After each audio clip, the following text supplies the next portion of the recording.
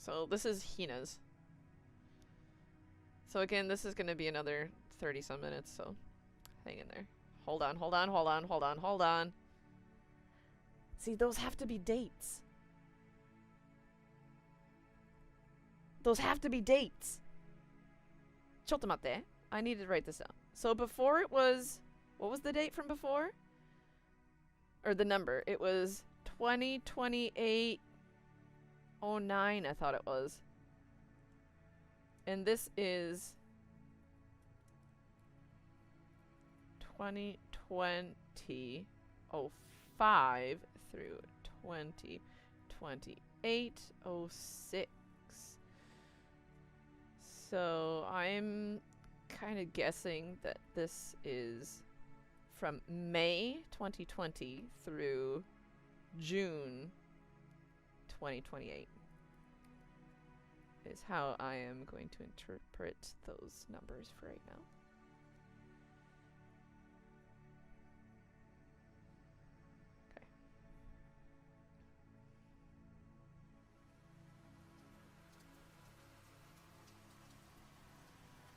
See? 2020. City lies. All right, well that confirms that confirms that at least the date, the year. Covered in a thick layer of cloud. The soft patter of rain echoes through empty streets. Amidst the still and silence, a young voice emerges from the second floor of a crumbling building. It's okay. A kiss will make the hurt go away. A young girl gently affixes a bandage to a scratch on her little brother's knee. The pair have been drifting through the ruined city for days, as though running from something. Wet clothes, dry throats, empty stomachs, lost parents. All these anxieties and fears weigh heavy on their minds. Suddenly, there is a quick, faint shudder in the earth. They hold their breaths and grip each other tightly. The ground shudders again. It's getting closer. They grasp each other's clothes as the shaking grows greater, more intense. They know what is causing it, and that knowledge is a horror. But then, the tremors come to a stop, and the bleached white bones of a monster's eyes peer through the building window.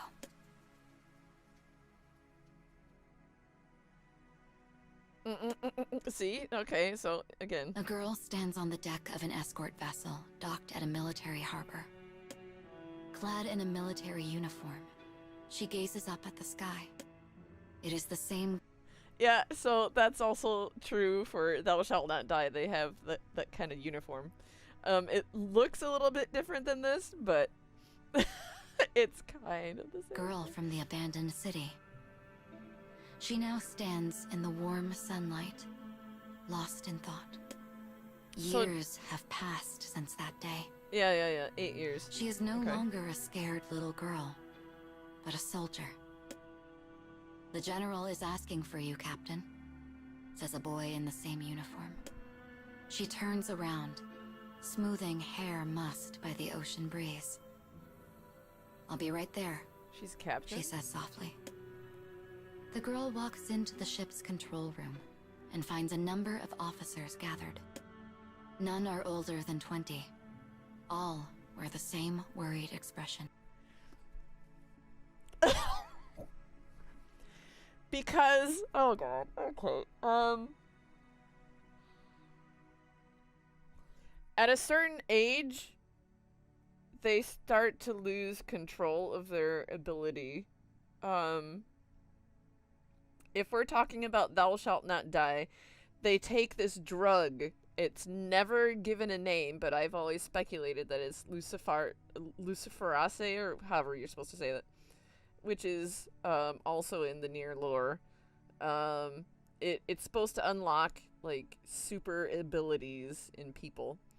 So when they start experimenting on these kids with this drug, no, just on people in general with this the drug, when it's used on adults, they go insane.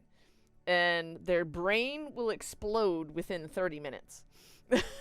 So that's why they had to gather children, because children who took the drug were okay.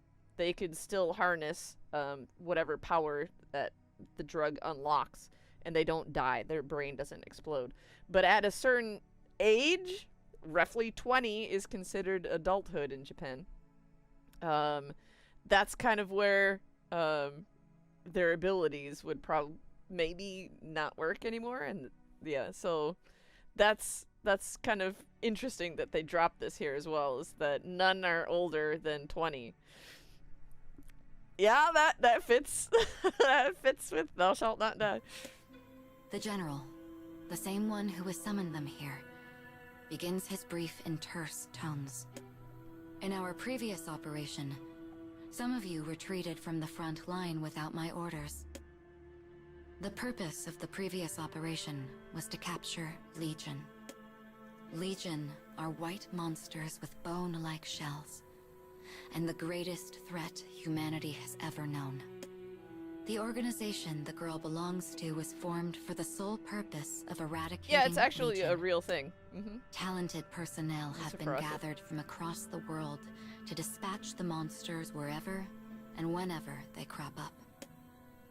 Just a few days prior, the girl and her squadron engaged multiple Legion in battle.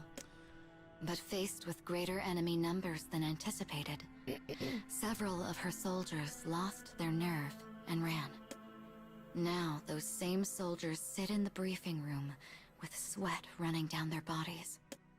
The general opens his mouth to scold them, perhaps even punish them, when the girl suddenly speaks. "I issued the order to retreat, sir," she says. Her squad turns to look at her in surprise. She issued no such order. It is a lie. Yet she tells it in order to protect those who serve beneath her. As the leader of this squad, our failure is my responsibility alone. If there is punishment to be had, permit me to take it in their place. The general stammers in the face of his subordinate's sudden confession. But he quickly regains himself and informs the girl of her punishment. Her squad will be assigned to maintenance and cleaning duties about the ship. Said vessel's purpose is to transport some precious cargo overseas. The ship must be fueled and prepped for the journey, then made ready to depart with all speed. Though the girl and her squad are combat personnel, they will now be used as the most base of laborers. I expect this ship to be ready to depart by nightfall, continues the general. Once preparations are complete, return here. Should you fail, a number of your squadron will be discharged, no matter where the true fault lies. It is an entirely unreasonable demand, but the girl only nods. A moment later, she and her squad gather around a map of the ship on a nearby wall. The girl runs her finger across the map, calling out names as she glides over each room. When everyone has their assignments, she turns to depart. "Begging your pardon, ma'am," says a young squad member. "But the jobs you gave yourself are terrible. The boiler, the morgue, the sewage tanks.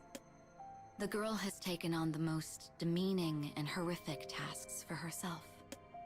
"Oh, I didn't realize," she responds with a smile, before dismissing her squad to their work. They say no more as they scatter to their stations. The girl makes for the morgue straight away. Here she finds bodies of those who perished during the voyage, having suffered grave injuries in the last battle with the Legion.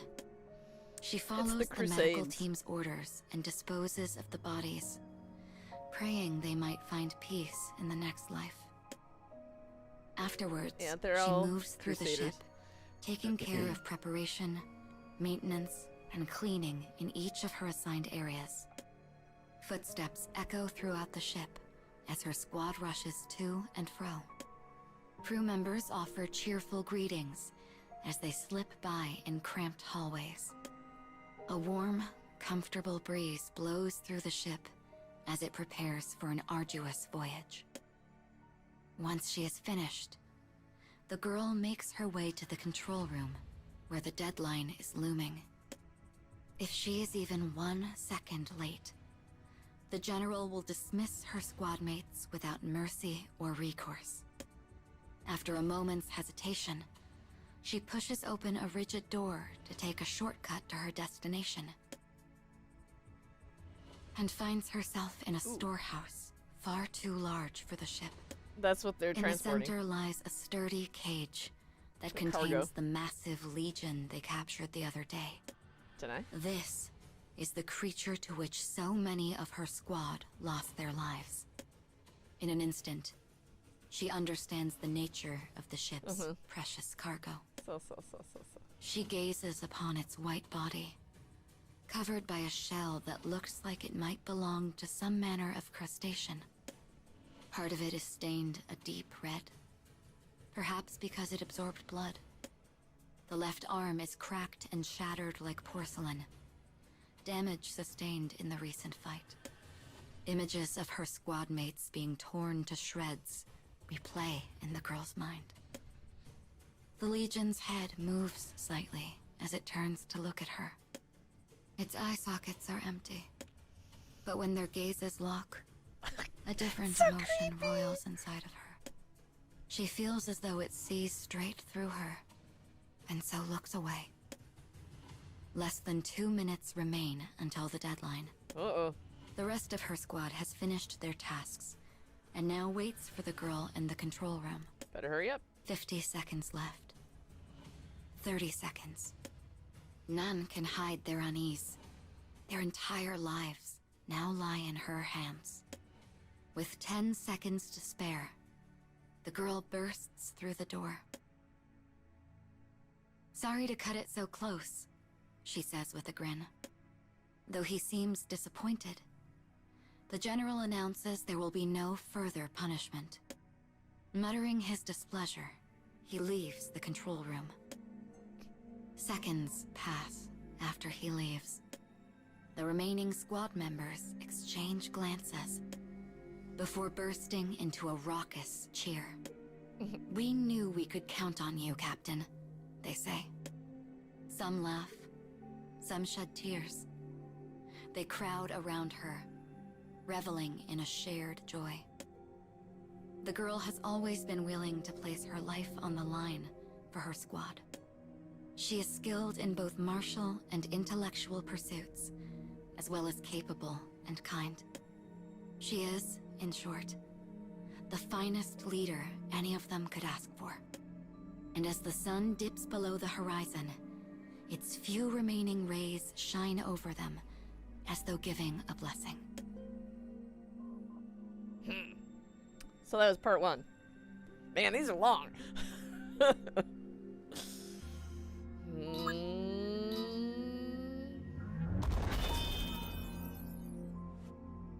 Now to hold on. And you have to upgrade the weapon to unlock these.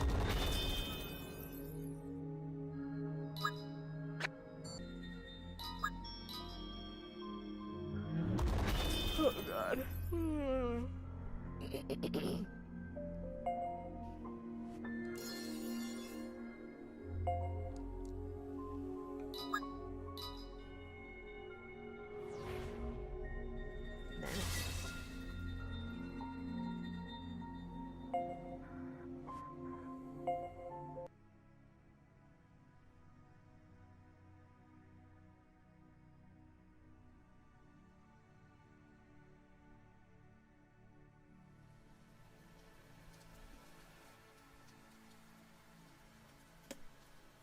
Tokyo lies abandoned.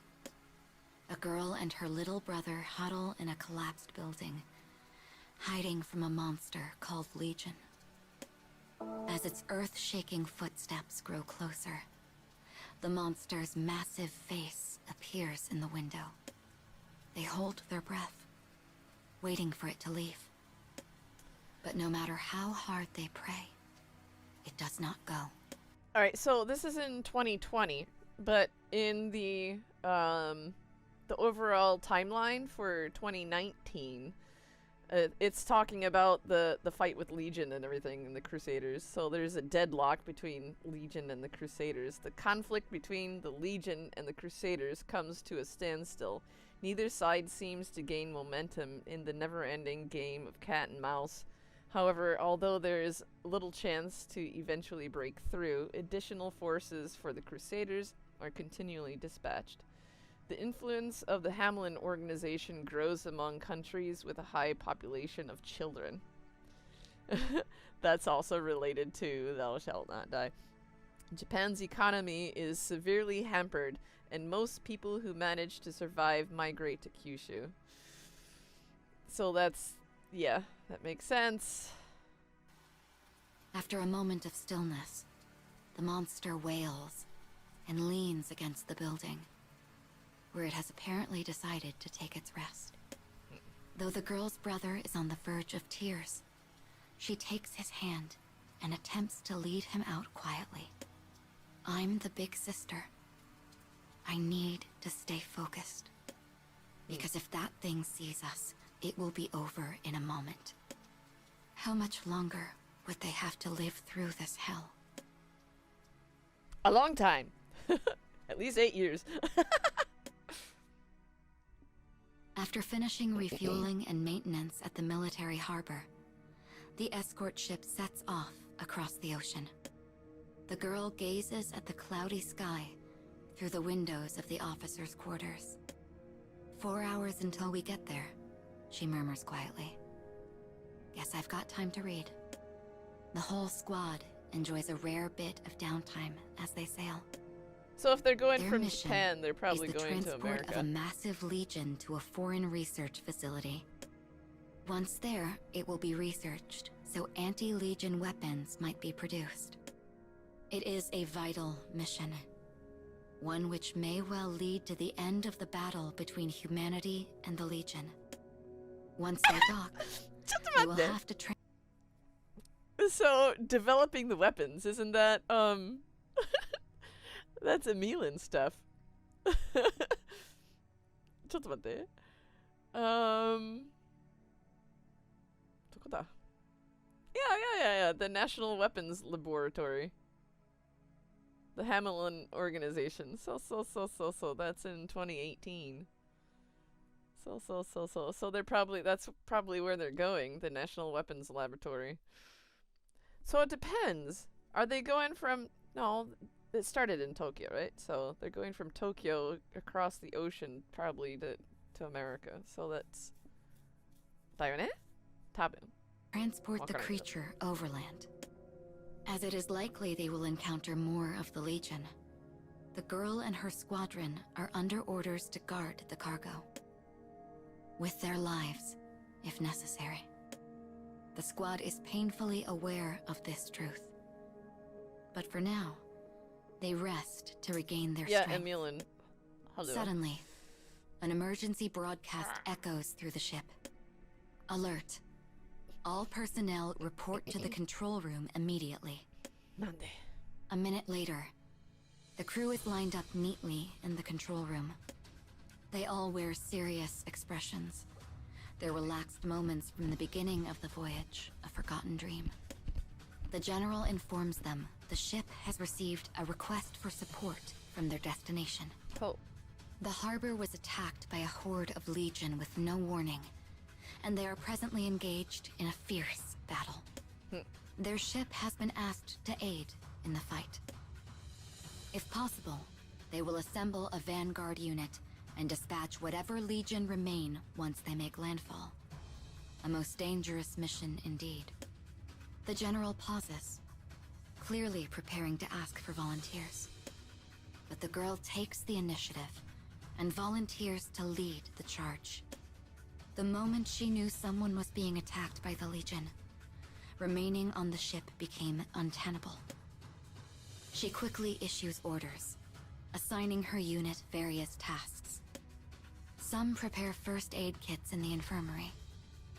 Others ready a submarine for infiltration. She leads the rest of the squad to the armory. They gather black swords, handguns, grenades, and communication devices. Though the squad grumbles about having their rare moment of downtime interrupted, the girl does her best to put their minds at ease. Once they are outfitted, they prepare to leave the armory. But then something shakes the ship. Something massive. Uh-oh. As an alarm wails to life, a voice crackles over the PA system. We're under attack. We've got 10 Legion on the deck. 20. Oof. There's more. More are coming. Someone get up here and... There is a crunching sound, followed by a blood-curdling scream. Then silence. The ship is under attack. But why? Why would the Legion be attacking a vessel so far out at sea when the creatures live on land? They want the cargo. It is a baffling situation, and panic immediately sweeps over her squad. Obviously. What's going on? We're nowhere near the harbor yet. We need to get on deck now. A window shatters. Metal groans. Why are they even here? Why is this happening? We're gonna sink. We're all gonna drown. The girl moves to each soldier in turn, calming them.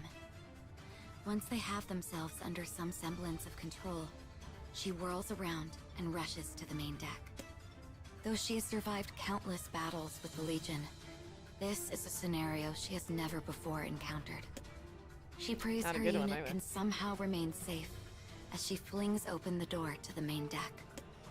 As she does so, the top half of a human torso comes skittering through the door and down the stairs. One of the Legion stands on the deck, its arms covered in fresh blood. It howls, its voice terror incarnate. She has never seen such a creature before. A carapace clings to its back.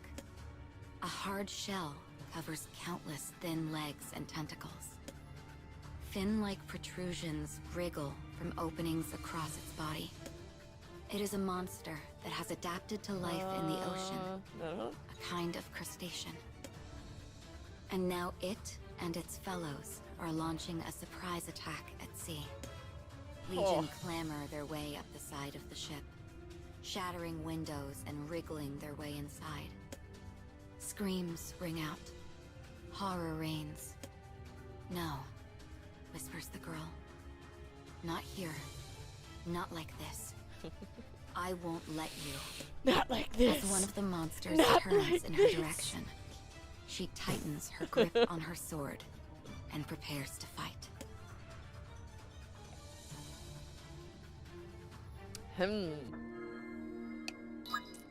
Not good. That was 2, wasn't it? So we're about halfway. Oh my. Oh my my.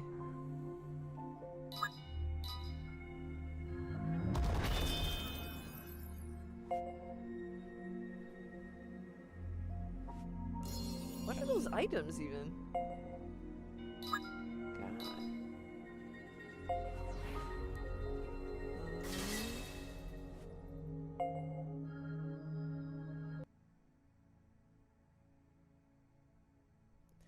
Yeah, that's true. Mm-hmm.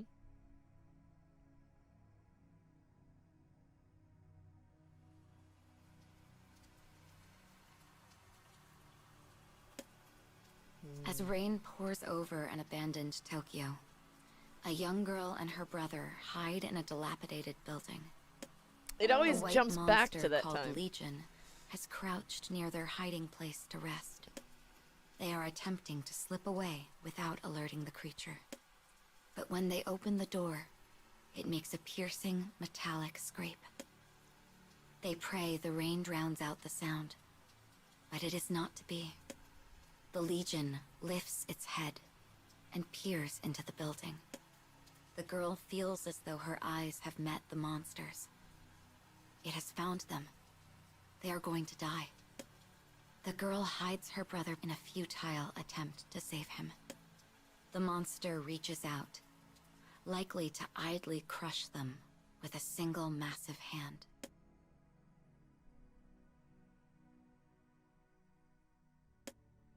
Just a minute, I missed that. Hold on. An escort vessel has met Hold on, with hold an on. I ambush missed that. at sea, Wait, what? likely to idly crush them with a single massive hand. Oh, okay. So we're okay.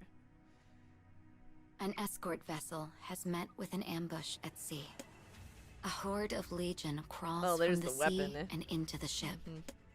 But on the main deck, a girl and her squad fight back. Yeah, the uniform is very similar to incessant, deafening. The jacket is a little different, but dodges like wildly the skirt, flailing arms. like swords and stuff. After several hundred shots, the creature finally falls over and lies still. But they can find no joy in subduing a single foe. The girl asks her fellow soldiers to guard the deck, then makes her way inside to take out whatever has infiltrated the ship. She prays to save as many of her squad as she can. She runs through the ship at full speed. Each time a cry for help comes over her wireless system, she runs for the source. She knows the layout of the ship like the back of her hand. When she moves, it is always along the fastest route. Suddenly, one of the Legion juts its head into the hallway in front of her. Without stopping, she draws her sword and leaps into the air. Her blade flashes like a meteor. Sword meets sheath as she lands. As she continues her mad dash down the hall, a head thumps to the floor. The girl fells several Legion by herself as she moves through the ship. Using her handgun and precise marksmanship, she pierces the skulls of smaller enemies. She explodes Legion heads by kicking ammunition meant for the ship's cannons. She is the distinguished leader of an elite unit whose sole purpose is to eradicate the Legion. And now, all of her skills are being put to the test. Each time she clears out a new area, she checks on the survivors. All who can still fight are sent to the deck to help ward off further attack. The despair in people's eyes slowly clears whenever they hear her voice. She is a single ray of hope in the gloom. As she and her squad form up, they slowly push the Legion back. The ship is barely holding together. Casualties are great. But if they can keep it up...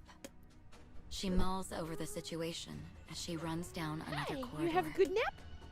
Suddenly, there comes the high-pitched shriek of metal, followed by a violent shudder.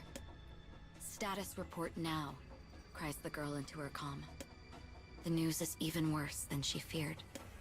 The hull of the ship has been torn open. Is that a word? And water is rushing in. For a moment, just one, she closes her eyes. What should I do? How many will die? Still Legion. I have to locate the enemy. Is everyone safe? I have to protect everyone. Okay. Despair fills her being, threatening to overwhelm her.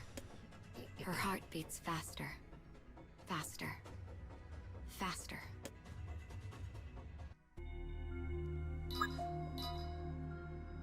I wanted to hold on. I'm gonna pause here for a second. All right. So just for review for the overall timeline.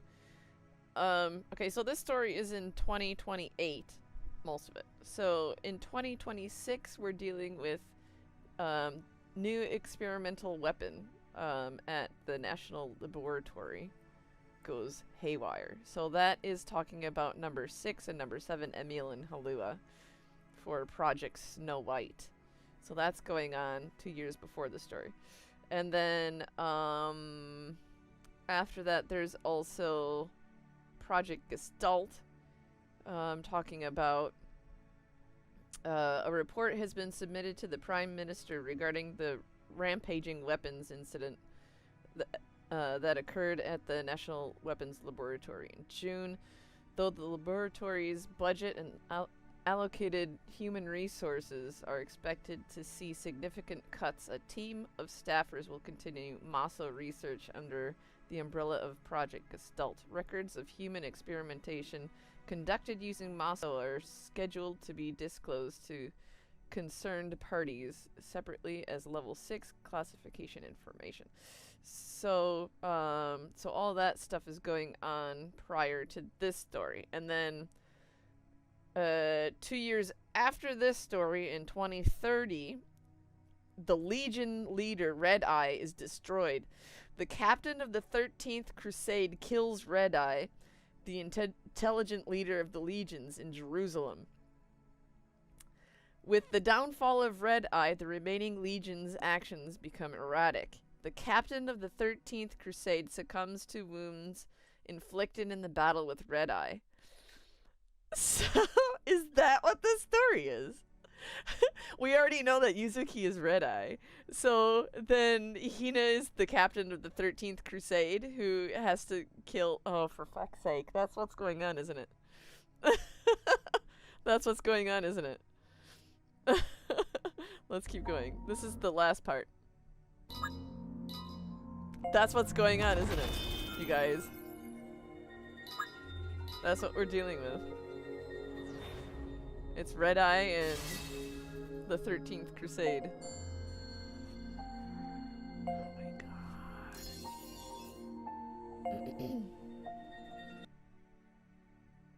And they both die, actually. The captain of the 13th Crusade succumbs to wounds inflicted in the battle with Red Eye.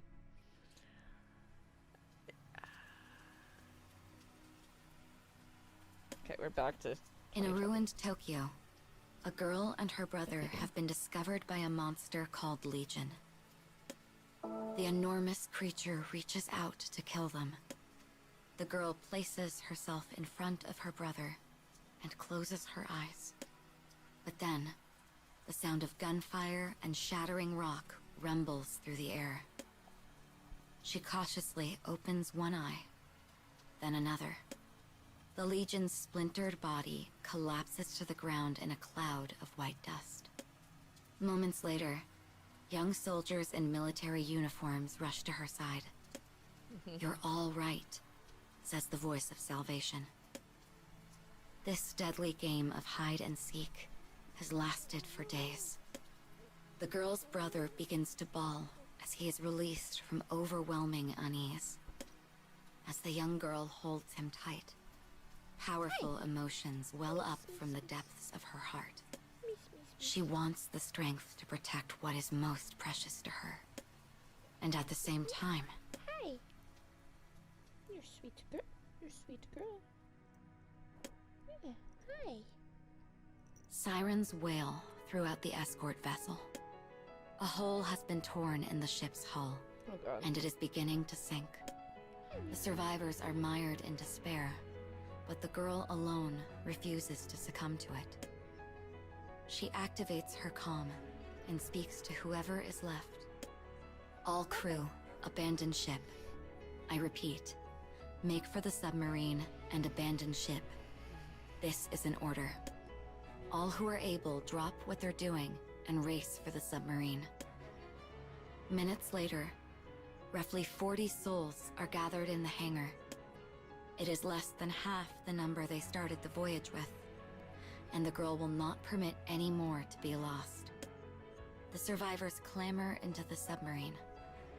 Once they're safely inside, the girl looks up at the lone figure beckoning her from the open hatch. "No," she says. "I'm staying here." "Captain, no. Don't say that." As the soldier reaches for her hand, a Legion tears the hangar door from its hinges. Suddenly, the meaning of her sacrifice is clear. If she does not stop the remaining Legion, the submarine will never get clear of the ship. She orders the submarine to push off as quickly as possible. "Don't die, Captain," she hears over her comm. "We'll come back for you." "All right," she replies with a grim smile. "Now go." She turns her back on the sub as it begins to slip free of the ship. Fearsome howls echo through the hangar for a time, as well as the clash of steel on bone. The creatures almost seem to be mocking her. Later, she knows not how long, she steadies herself against the wall of the hangar and looks out at the trail of dead. Her bones are shattered. Her body is pain. But she is not finished. She still needs to escape. As water fills the halls, she finds herself losing the sense of up from down. But then, a deep rumble fills the air. Something is coming. And she knows precisely what it is. Oh. Nanny? Their cargo. Oh. The entire reason they set off on this transport mission slowly rises up before her. Shit. The massive Legion has rent its cage asunder and is now wandering the ship. Look at that thing. This is what tore the ship apart. Water rushes in. Oh. Every movement is agony. An enormous foe looms in her path. Yet in the face of this hopelessness, the girl smiles. She drops low and swipes her blade at the Legion, her wounds forgotten. She dodges the arm it brings down and plunges her blade into the thin joint between bones. She is glee. She is delight. This is her secret. One she has kept hidden ever since the day she awoke in Tokyo. Oh?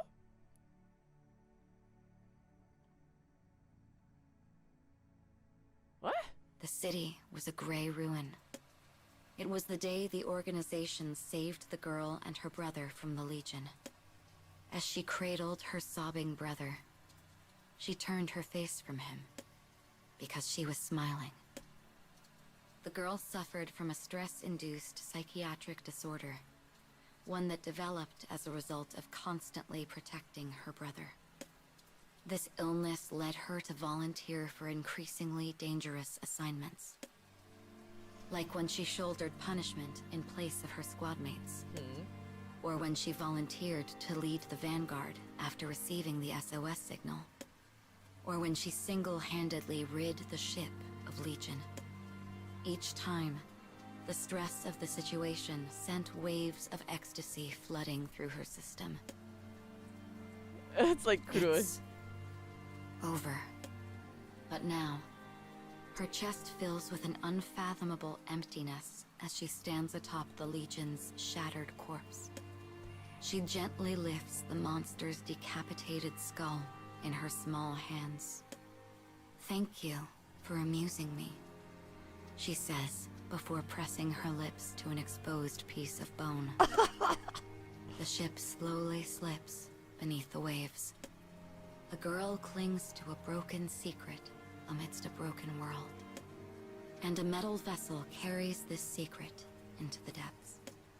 Moments later, the waves wash quietly atop one another, as though nothing was ever there at all.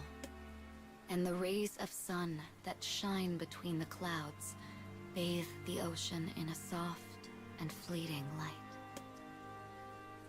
What? So she goes down with the ship? Is that what happens?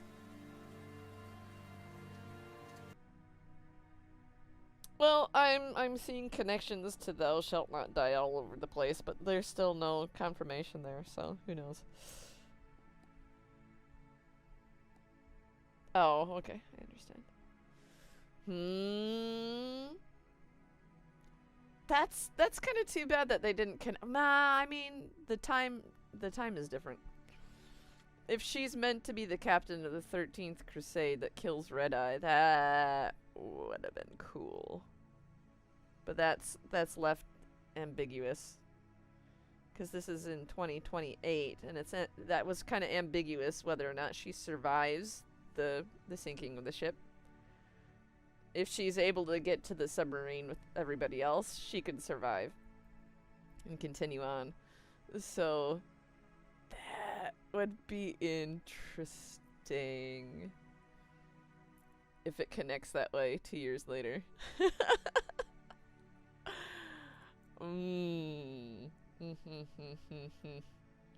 interesting. Thank you very much for sharing that with me. And yeah, thanks for hanging out as I react to that. Disney death! Yeah. That's funny.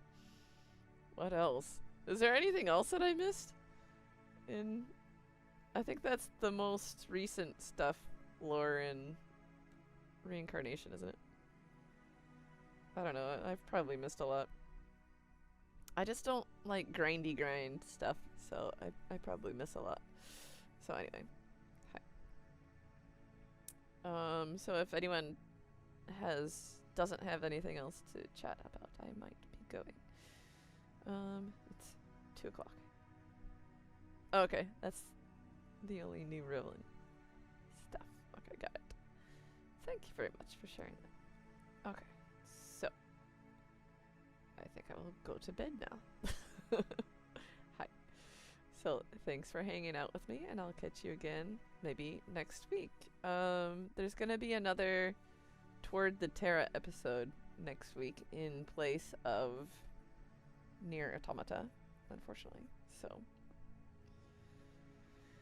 yeah, we're still in the middle of the hiatus. So have a good day, everybody, and I shall go to sleep. Until next time, have a good one. So long for a while. Bye bye. Matane. Bye.